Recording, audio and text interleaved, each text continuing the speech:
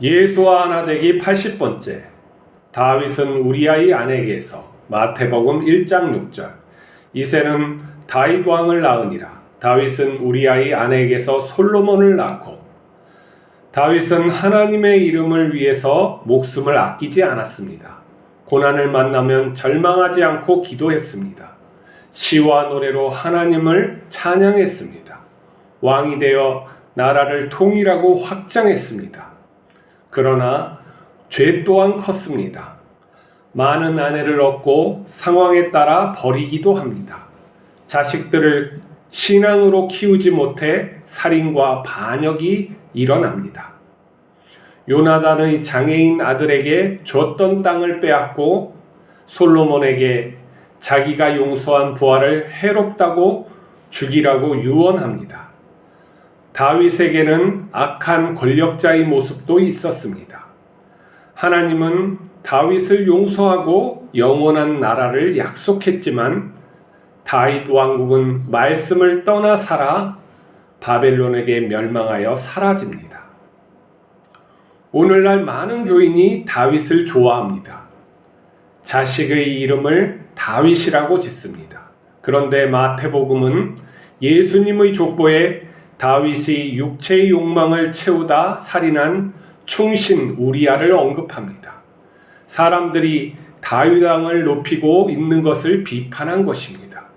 예수님은 다윗의 자손이 아니라 다윗의 주인이라고 말씀합니다. 성경은 어떠한 사람도 의인으로 보지 않습니다. 하나님께 용서받아야 할 죄인으로 봅니다. 성경에 하나님과 마음이 합한 자라는 의미는 그 사람을 높여주려는 것이 아닙니다. 하나님께서는 자신이 선택한 사람을 통해 자기의 선한 뜻을 반드시 이루신다는 의미입니다. 구약은 메시아를 가리키는 손가락이고 신약은 메시아의 실체입니다. 그리스도인의 기준은 오직 예수님입니다. 예수님께서는 우리를 구원하여 마음을 합해 주셨습니다. 우리가 특별한 것이 아니라 하나님이 자기의 선한 뜻을 우리에게 이루시기를 작정하신 것입니다. 사람의 특성은 결핍된 존재라는 것입니다. 선이 결핍되고 또 미가 결핍되고 진리가 결핍된 존재로서 무엇이 채워져야지만 다시 내놓을 수 있는 그런 것이죠. 그리고 사람에게는 인정받으려는 욕구가 있습니다. 그것은 자기 존재를 확인하고 싶은 욕망이죠. 왜냐하면 죽어가고 있기 때문이고 또 제한되어 있기 때문에 내가 정말로 살아있는지 이것을 계속 확인하고 싶은 것이죠. 또 다른 말로는 사람은 신을 추구합니다. 하나님을 섬기는 것으로도 신에게 가까이 가려고 하고 또 신이 되려는 욕망이 있어서 늘 무엇인가 높이 쌓으려고 하고 다른 사람 앞에 올라서려고 하죠. 우리 세상은 이러한 많은 사람들이 서로 경쟁하고 투쟁하며 또 서로를 갖다가 돕기도 하고 죽이기도 하는 그런 세상입니다.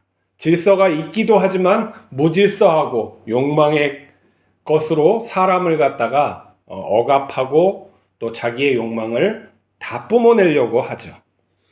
다윗은 어렸을 때 어려운 환경에 살았던 것 같습니다. 어머니는 언급되지 않는 걸 보면 일찍 죽었던지 아니면은 그 기억이 다윗에게는 없습니다. 막내 아들을 갖다가 양치는 일을 시킨 이새를 보면 막내 아들을 어떻게 저렇게 할 수 있을까 하는 생각도 드는데 다윗이 성격이 나빴던가 아니면은 어떠한 다윗에 대한 사랑이 다른 아들보다는 좀 못했던 것 같아요.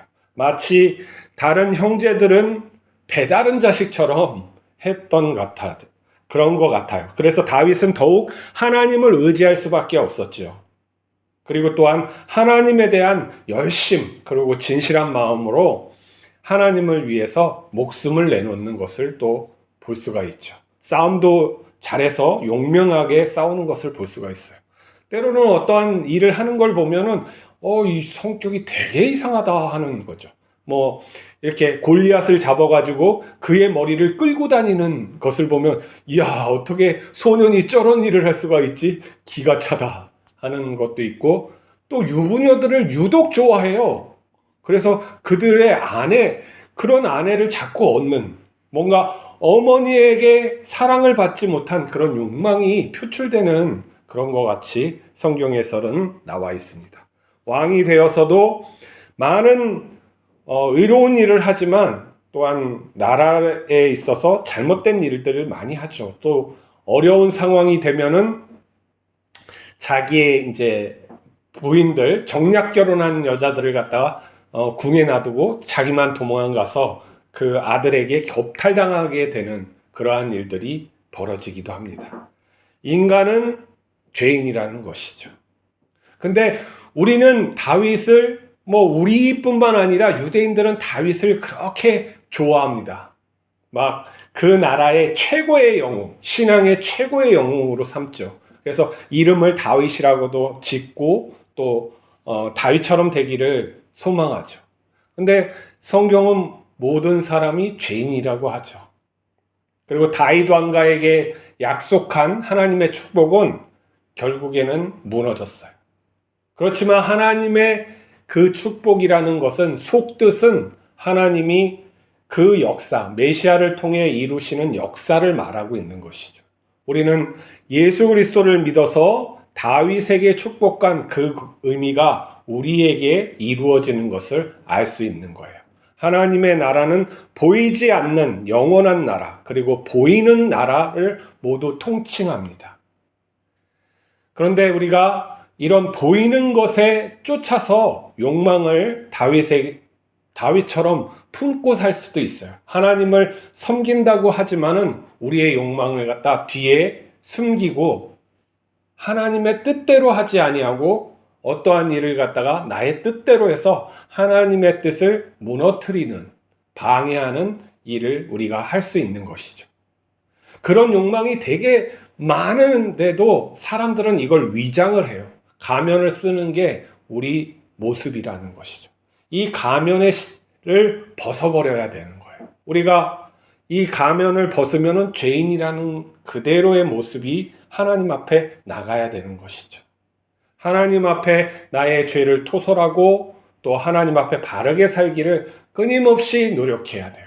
이거는 하루하루만 잘 살면 되는 거예요. 그래서 내일 일을 걱정하지 말고 오늘을 살라고 예수님께서 말씀하시는 것이죠. 내일은 내일이 염려하라. 오늘 내가 충실히 하나님과 동행하는 삶을 살면 돼요. 그리고 이 잠이라는 것은 죽음으로 생각하면 돼요. 내가 오늘뿐이 살 수 없는 거죠. 그리고 잠을 자면서 나는 죽고 또 부활하여 하루를 또 사는 거예요. 하나님께서 하루하루를 만나를 공급해 주면서 이끄시는 거예요. 근심 걱정을 하지 말고 하나님을 믿고 하나님이 주시는 것을 받으며 하루를 충실하게 살으려고 하는 거죠. 우리는 미래를 걱정할 필요가 없어요. 미래는 오지 않았기 때문에. 절대 오지 않아요. 현재 이 순간만 있는 거예요. 과거도 다시는 돌아오지 않아요. 현재 이 순간, 내가 지각하는 것만 현실에 있는 거예요. 그러면 내가 오늘 하루만 올바로 살면 돼요. 예수님과 동행하면서 이 하루를 갖다가 충실히 살면 내가 전체 인생을 갖다가 충실히 살 수가 있어요. 이것을 훈련을 해야 돼요. 하루에 시작될 때 하나님과 함께 이야기해야 돼요. 기도해야 된다는 것이죠. 하나님의 뜻을 알려고 말씀을 듣고 그 말씀으로 하나님의 나에게 주신 뜻으로 예수님과 동행하면서 그 하루를 마감하는 거예요. 잘 때 내가 죽는다고 생각하면 되는 거죠. 그리고 내일 또 부활하는 거예요. 우리의 죽음도 그거나 마찬가지예요. 이제는 부활할 때는 영원히 죽지 않고 새로운 모습으로 부활하겠죠.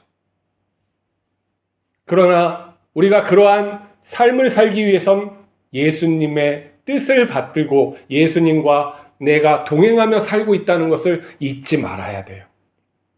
그렇지 않고 나의 욕망이 스물스물 나와서 다윗의 꿈을 꾸고 큰 부를 얻어서 많은 쾌락을 즐길 그런 궁상이나 하고 건방지게 하나님의 일을 하겠다고나 하고 하나님이 손이 없어 발이 없어 천사가 없어. 하나님의 일은 하나님이 하시는 거예요. 우리가 그 일에 부르심을 받고 쓰임을 받을 수는 있죠. 그렇지만 우리가 하나님의 일을 하는 건 아니에요. 하나님이 일하시니 나도 일한다, 이런 예수님이 말씀이 있어요. 신이 일한다는 건 다른 종교에서는 있을 수가 없어요. 하나님은 하나님의 일을 갖다가 어떻게 하세요? 성실하게, 신실하게 이루신다는 거죠. 우리가 그 이루심의 부르심을 받았어요. 그리고 우리에겐 소원이 있어요. 하나님이 주시는 소원이 있단 말이에요. 그 소원에 집중해야 돼요. 그 소원에 집중하면 하나님께서 나를 인도하셔서 그 소원을 이루신단 말이에요. 하나님이 작정하셨기 때문에 이루시는 거예요. 하나님이 우리를 통해서 그 일을 작정하셨기 때문에 이루시는 거고, 우리를 또한 자녀 삼아 하나님께서 이루시기, 그의 나라를 위해서 이루시기를 작정하셨기 때문에 이루어지는 거예요. 우리가 노력해서 이루어지는 게 아니라는 것이죠. 그 하나님의 커다란 섭리 속에 내가 들어가서 살고 있는 것이죠. 그 하나님의 섭리를 갖다가 깨닫고 내가 이 하루를 갖다 하나님과 어떻게 하면 잘 동행할 수 있을까? 그분의 음성에 어떻게 응답할 수 있을까? 이걸 고민하는 거예요. 내가 시장에 가서 물건을 산다 그래요. 어느 아줌마 나에게 화를 냈어. 그러면 예수님이 동행하고 계시는데 내가 그 아줌마하고 맞대응해서 그 아줌마가 잘못했어도 내가 화를 내는 게 옳아요? 예수님이 옆에 계시는데 내가 그때 아주머니를 진정시키고 마음을 달래주고 좋은 길로 인도할 수 있게 이 마음을 품고 행할 때 하나님의 역사가 일어나는 것이죠. 그렇게 하루하루를 사는 거예요. 그럴 때 우리가 변화되는 것이고 하나님의 그 자리에 있는 거예요. 오직 믿음으로 살아가는 것이죠. 그럴 때 나에게서 하나님의 영광이 나타나는 게 반드시 보여져요. 다윗이 선에서 그렇게 사용한 것이 아니에요. 아무도 하나님의 뜻을 이룰 자가 다윗보다 없기에 하나님이 선택하신 것이죠. 그가 필요 충분 조건이 되었은 건 아니에요. 우리 또한 마찬가지예요. 하나님이 긍휼로 부르시고 하나님의 뜻을 갖다가 우리의 마음에 새기셨어요. 그 뜻을 오늘도 받들어서 살아가는 하루 되시길 바랍니다. 기도하시겠습니다. 거룩하신 하나님 아버지, 우리를 부르시고 우리에게 소원을 주시고 인도하여 주심을 감사합니다. 그 소원에 맞게 우리가 살아가게 하여 주시옵시고 하나님의 작정하신 것이 온전히 이루어져 하나님께 영광되게 하여 주시옵소서. 오늘도 동행하여 주시고 하루하루를 충실히 살게 하여 주시옵소서. 우리 주 예수 그리스도의 이름으로 기도하옵나이다. 아멘.